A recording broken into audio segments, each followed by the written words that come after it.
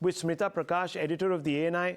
Smita Prakash, you are a discerning journalist who has interviewed a large number of people in the past, and you can easily tell from the responses of interviewees when they are trying to sort of finagle out of a tough question. And you sort of, with a huge amount of skepticism, asked your questions of Dr. Jaishankar. Did you at any point feel, and I'm only asking you this because you interviewed Dr. Jaishankar, did you at any point feel that he was being dilatory in his responses?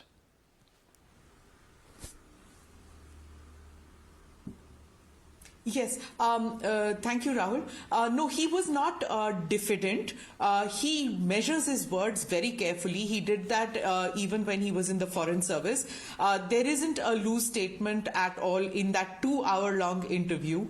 When he wanted to be political, he was political. When he wanted to take on the Congress party, he did. But when he was speaking clearly about the points that you raised, I think it is something that comes from a deep knowledge about international relations that he has. He's been a practitioner of international relations. He's been a student of political science. And I think even you and I have covered diplomacy, and we ourselves know that there are things that there are lessons to be learned from the Cold War. As you mentioned, that regime change by overt and covert means is something that the US did, the Soviet Union did during the Cold War, and there are strategies and there are methods in place to do that. Now, maybe those countries don't do it so openly and they don't do it at such a large scale, and they would rethink on doing it to a country like India today, right? But there are other forces which would not want India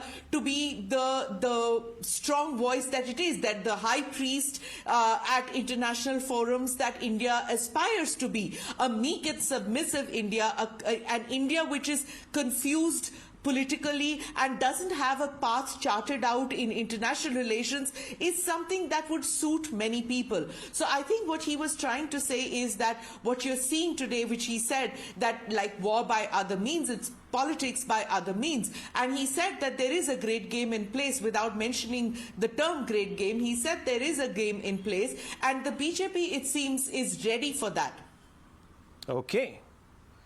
Politics by other means, not quite war by other means, but politics by other means.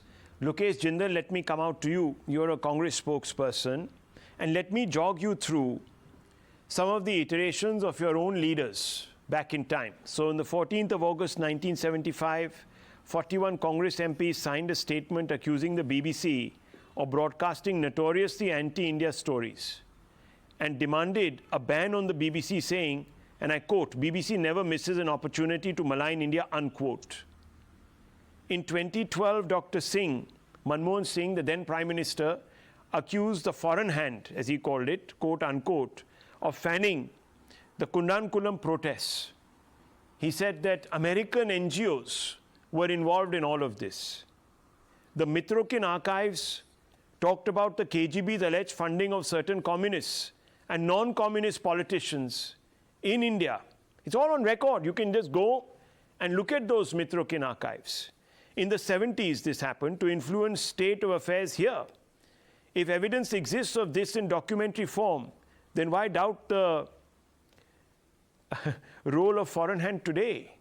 Cambridge Analytica, that played a role in our politics. The Trump 2016 election was interdicted, they say. So why should anyone completely dismiss what Dr. Jaishankar is saying, Lokesh Jindal? Your own party has tom-tommed the foreign hand many times. Yes, good evening, Rahul.